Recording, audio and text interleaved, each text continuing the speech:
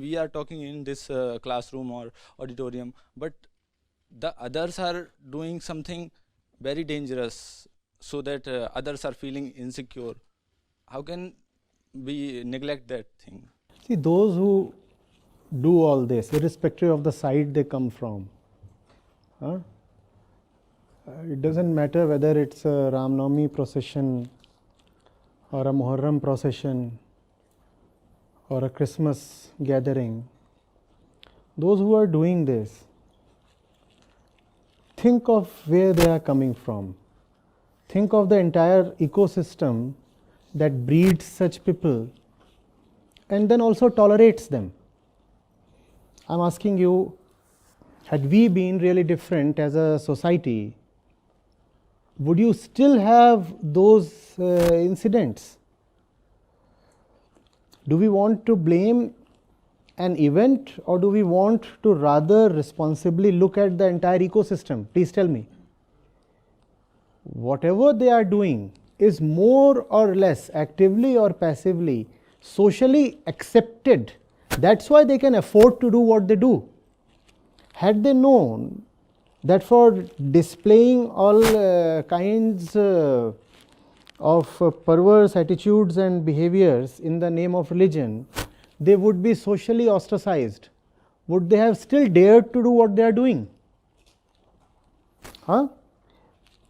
Make it even more personal. Let's say there is a rioter. Let's say there is a rioter. The police may not be able to locate his identity, either due to connivance or due to incompetence. The police might fail to know who that rioter is. But for sure there are some people who definitely know who that person is. His wife knows. Does his wife not know?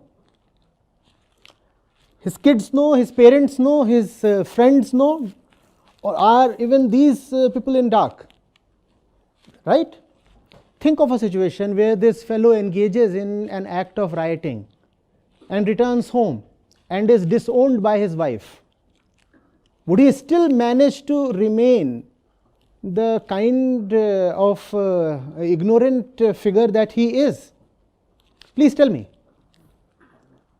But just as family members partake in the bribe money that you bring home, they also partake in all kinds of toxic attitudes that we have. When a fellow accepts bribe, is it so that his family does not know of it? The fact is that the family willingly, happily enjoys the proceeds of the bribe. The fellow brings the bribe home, does he not? Similarly, the family very well knows the attitudes that a person is cultivating. And rioting, mind you, is also a bit of an economic activity. You don't just randomly riot anywhere. When you riot, you also loot. When you riot, often you also loot. Where do the proceeds of the loot go? They go to your house, right? The entire family is complicit, or is it not? That's why I am talking of the ecosystem. It's not a person, it's an entire ecosystem. It's just that the active rioters become visible just as the tip of the iceberg becomes visible. Beneath that tip, there is an entire system that has upheld that tip, right? Else that tip would have disappeared. So we talk of the 10, 20 or 100 fellows that indulge in active rioting. But we do not talk of the thousands and lakhs who passively support these rioters. And if those thousands and lakhs disappear, would these handful of rioters still manage to survive? I am asking you. Please tell me. Okay. One of you starts making boorish sounds here. What would happen? Just one of you. Just one of you. Just one of you starts making unpleasant sounds and starts distracting everybody. What is it that we'll immediately find? Let's say somebody at the back. If he does that, what would happen? Everybody would turn to the back and give him angry stares, right? So he will have to stop. Is that not so? That's the power of the ecosystem. That's the power of the ecosystem. This is a society. One person cannot go astray here. The entire feeling, the cumulative feeling of this body has to be corrupted for something seriously active to happen. Right? So there are one or two fellows at the back who start creating noises and making faces and doing things. And what will the rest of the hall do then? As shared members in the conspiracy, they will either just gently smile or they will pretend as if nothing has happened, right? Somebody throws something at the speaker from the behind, and the rest of the audience keeps sitting as if nothing has happened. What does that prove? Everybody is partaking in the conspiracy, correct? That's why I'm talking of the ecosystem. You are talking of the 5, 10, 20 or 100 people who engage in active violence. I'm saying behind that display of active violence, there is a lot of passive toxicity. And from where does that passive toxicity come to the society? It comes from a few nodes: TV, social media, some other places. When that toxicity is coming to you as a general member of the society, then you don't resist. But when there is arson and looting and murder and rioting, then you start saying, oh, why are these people actively fighting each other? They are fighting each other because of the content that is being beamed to you daily on national television and on social media. Now tell me, do we want to talk about the tip of the iceberg or the entire mass?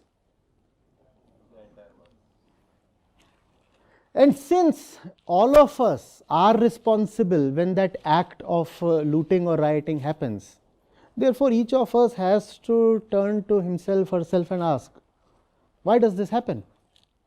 Why does this happen?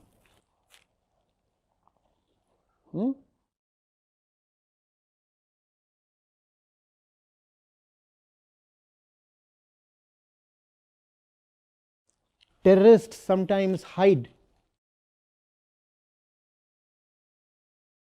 in a particular house in a village.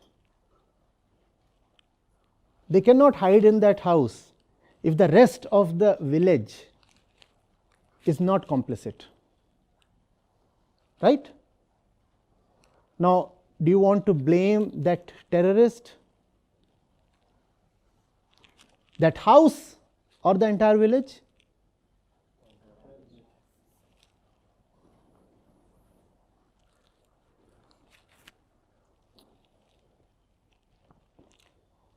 We will fight because we are animals.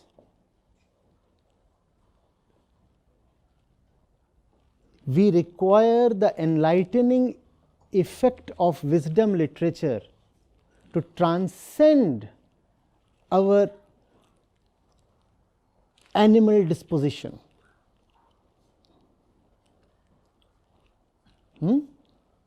Note that when someone stabs another one in the heart, you can capture that on the camera and you are quick to denounce that as an act of brutality, right? You just saw that happening in front of eye. The dagger was sharp and it went right into the flesh, and blood, it just sprouted out like a fountain, and all that is so dramatic. You can see that. How about those who are killing you daily by poisoning the air? And you are getting killed daily, right? But is that so visual, so optical, and so dramatic? Is it? We never come to know of that. But the principle behind both these murderers is the same. And as intelligent people, you must recognize that. The principle behind the stabber and the polluter is and that is the principle of the animal, the beast. I will live in my self-centered ignorance. That's the principle of the stabber, and that's also the principle behind the polluter. Therefore, you require wisdom. You require wisdom. And that's the entire purpose of spirituality. To take us beyond the bodily instincts. Seen how animals fight? If in a particular space there are n number of rabbits and more rabbits are born, the elder, stronger, typically male rabbits kill the younger ones because they want to have some kind of a monopoly over the resources. They say if we have more rabbits, that's not good for our physicality. Food will become scarce, divided. That's who we are. We all come from the jungle, don't we? Historically, how long was it? Very recently, till very recently, we were chimpanzees and orangutans, were we not? You can say a few million years, that's a blink of an eye when it comes to the historical time scale. Till yesterday, we were in the jungle as beasts. So we share our basic instincts with the beasts. And that's the reason we stab and we pollute. And that's the reason why we require the Bhagavad Gita so much. That's the reason why the Upanishads have to be the central documents, the most respected scriptures. Otherwise, we will continue to be violent. Irrespective of whether you are a man, a woman, a religious person, an irreligious person, a devotee, an atheist, it does not matter. A Hindu, a Muslim, a Buddhist, a Christian, does not matter. You will continue to be violent.